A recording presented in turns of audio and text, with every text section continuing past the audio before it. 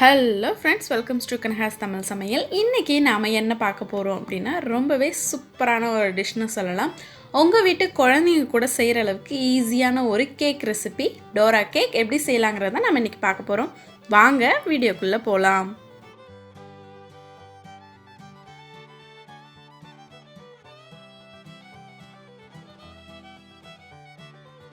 ஒரு பவுல் எடுத்துக்கோங்க. அதில் 1 கப் அளவுக்கு கோதுமை மாவு சேர்த்துக்கோங்க. ஒரு அரை கப் அளவுக்கு பவுடர் சுகர் சேர்த்துக்கோங்க. ஸ்வீட் கொஞ்சம் ஜாஸ்தியாக வேணும்னா இன்னும் கொஞ்சம் கூட சேர்த்துக்கலாம். அரை tablespoon baking soda, 1 tablespoon பால் பவுடர், 1 டேபிள் ஸ்பூன் ஹனி,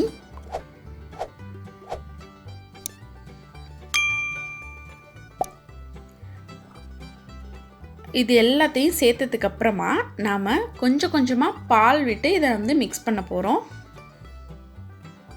ஃபுல்லாக பால் ஊற்ற வேணாம், கொஞ்சம் கொஞ்சமாக நம்ம பார்த்துக்கிட்டு அதுக்கு தகுந்த மாதிரி பாலை ஊற்றி மிக்ஸ் பண்ணிக்கலாம். இந்த மாதிரி ஒரு பீட்டர் வச்சு நீங்கள் மிக்ஸ் பண்ணிங்க அப்படின்னா உங்களுக்கு நல்லா மிக்ஸ் ஆகும், கட்டி இல்லாமவும் கிடைக்கும். இந்த மாதிரி கொஞ்சம் கொஞ்சமாக பால் ஊற்றி நல்லா மிக்ஸ் பண்ணிக்கலாம்.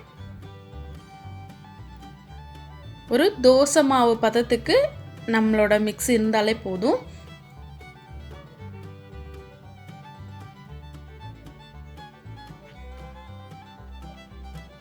சின்ன சின்ன கட்டி கூட இல்லாமல் நல்லா மிக்ஸ் பண்ணி எடுத்துக்கணும்.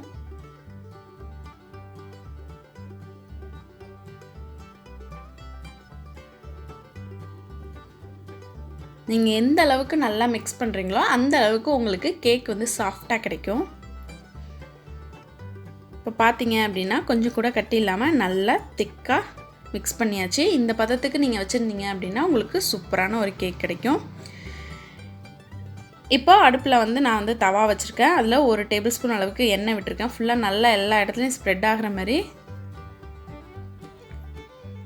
வச்சுட்டு ஒரு டிஷ்யூ பேப்பர் வச்சு அந்த எண்ணெயெல்லாம் தொடச்சிடலாம். இதுக்கு எண்ணெய் தேவையில்லை, உங்களுக்கு கொஞ்சம் பேன் நல்லா ஒட்டாமல் இருக்கணும் இல்லையா நம்ம செய்கிறது, அதுக்காக தான் இந்த எண்ணெய். இந்த மாதிரி ஒரு சின்ன குழிக்கரண்டி வச்சு ஒரே ஒரு கரண்டி மட்டும் ஊற்றுனீங்க அப்படின்னா ஒரு ரவுண்ட் ஷேப்பில் உங்களுக்கு ஈவனாக கிடைக்கும். இப்போ இதை ஒரு மூடி வச்சு மூடிடலாம். இது ஒரு 2 செகண்டில் உங்களுக்கு ரெடி ஆகிடும். ரொம்ப ஃபாஸ்ட்டாகவும் செஞ்சிடலாம், ரொம்ப குயிக்காக ரெடி ஆகிடும். இந்த மாதிரி சின்ன சின்னதாக ஹோல் வந்திருக்கு பார்த்திங்களா. இப்போ இது ஒரு சைடு நல்லா குக் ஆகிடுச்சு. நாம் இதை திருப்பி விட்டுக்கலாம். திரும்பவும் இதை க்ளோஸ் பண்ணி ஒரு 2 செகண்ட் வெயிட் பண்ணிங்க அப்படின்னா இது ரெடி ஆகிடும். ரொம்ப ஈஸியான ஒரு ரெசிபி. நீங்கள் உங்கள் குழந்தைங்க கேக் சாப்பிட்ணும் அப்படின்னு சொல்லி கேட்குறாங்க அப்படின்னா உடனே நீங்கள் இதை ரெடி பண்ணி கொடுத்துடலாம். ரொம்ப ரொம்ப ஈஸியானது, ரொம்ப டேஸ்ட்டாகவும் இருக்கும், ஹெல்த்தியாகவும் இருக்கும். கண்டிப்பாக எல்லோரும் ட்ரை பண்ணி பாருங்கள்.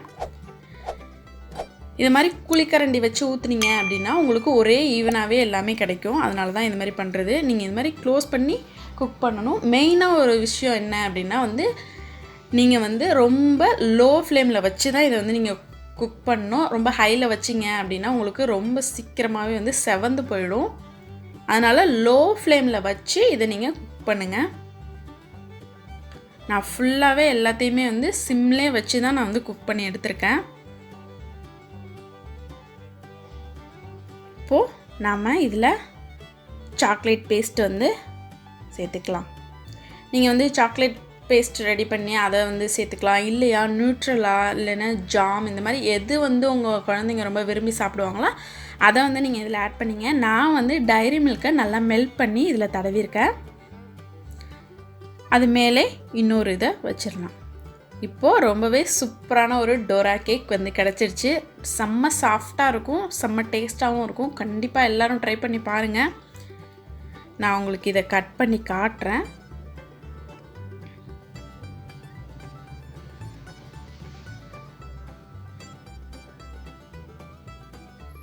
ரொம்பவே சாஃப்டான ஒரு டோரா கேக் ரெடி ஆகிடுச்சு. கண்டிப்பாக எல்லோரும் ட்ரை பண்ணி பாருங்கள். இந்த வீடியோ உங்களுக்கு பிடிச்சிருந்துச்சுன்னா லைக் பண்ணுங்கள், ஷேர் பண்ணுங்கள், கமெண்ட் பண்ணுங்கள். மறக்காமல் எங்கள் சேனலுக்கு சப்ஸ்கிரைப் பண்ணுங்கள். கூடவே பக்கத்தில் இருக்க பெல் பட்டனை ப்ரெஸ் பண்ண மறந்துடாதீங்க. Thank you friends.